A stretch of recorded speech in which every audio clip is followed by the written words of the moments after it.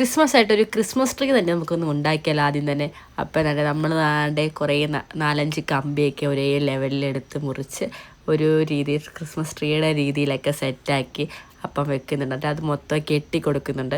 നമ്മൾ കഴിഞ്ഞ വർഷം ഇങ്ങനെ ഉണ്ടാക്കിയതാണ്. അപ്പോൾ അത് ചെറുതായിരുന്നു. ഈ പ്രശ്നം നമുക്ക് വലിയതായിട്ട് ഉണ്ടാക്കി. അപ്പോൾ തന്നെ പണ്ടത്തെ തന്നെ ചാക്കിൽ നിന്നൊക്കെ മൊത്തം എടുത്ത് നമ്മളെല്ലാം നോക്കുവാണ് എന്തൊക്കെയാണ്. നല്ല ലൈറ്റ് കിട്ടി, പിന്നെ അതിന് ചുറ്റാനുള്ള ഫുൾ ആ ഒരു തോരണം കിട്ടി. അതൊക്കെ നമ്മൾ നോക്കിയാണ് ഏറ്റവും അവസാനം നമ്മൾ അതിൽ മൊത്തം ഒരു പ്ലാസ്റ്റിക് കൊണ്ട് ഇങ്ങനെ ഫുൾ കവർ ചെയ്ത്, കാരണം അത് ഫില്ലിങ് കിട്ടാൻ വേണ്ടിയാണ്, ഇങ്ങനെ ഒരു കട്ടി തോന്നിക്കാൻ വേണ്ടി. അങ്ങനെ തന്നെ നമ്മൾ തോരണമൊക്കെ പതുക്കെ ഇങ്ങനെ കെട്ടി വരുന്നുണ്ട്. ഫൈനലായിട്ട് എന്താവും എന്നറിയില്ല. എന്തായാലും വലിയൊരു ക്രിസ്മസ് ട്രീ ആണ് ഈ വർഷം നമ്മൾ ഉണ്ടാക്കാൻ പോകുന്നത്. അങ്ങനെ നമ്മുടെ ക്രിസ്മസ് ട്രീ ഉണ്ട് ഗൈസ് ഏറ്റവും അവസാനം സെറ്റായിട്ടുണ്ട്. നമ്മൾ കുറച്ച് അലങ്കാര പരിപാടി അതിൻ്റെ മേളിൽ ചെയ്ത് വെച്ചിട്ടുണ്ട്. പിന്നെ കുറേ കയ്യിലിരുന്ന് കുറേ ലൈറ്റും കാര്യങ്ങളൊക്കെ ഫുൾ ഇട്ടിട്ടുണ്ട്.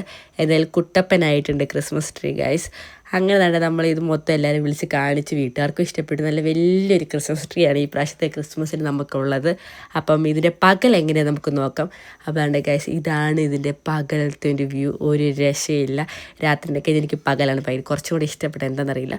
എന്തായാലും രണ്ടും അടിപൊളിയാണ്. അപ്പം ഇന്നത്തേക്ക് ഇത്രയുള്ളൂ. It's me Tom. ബൈ.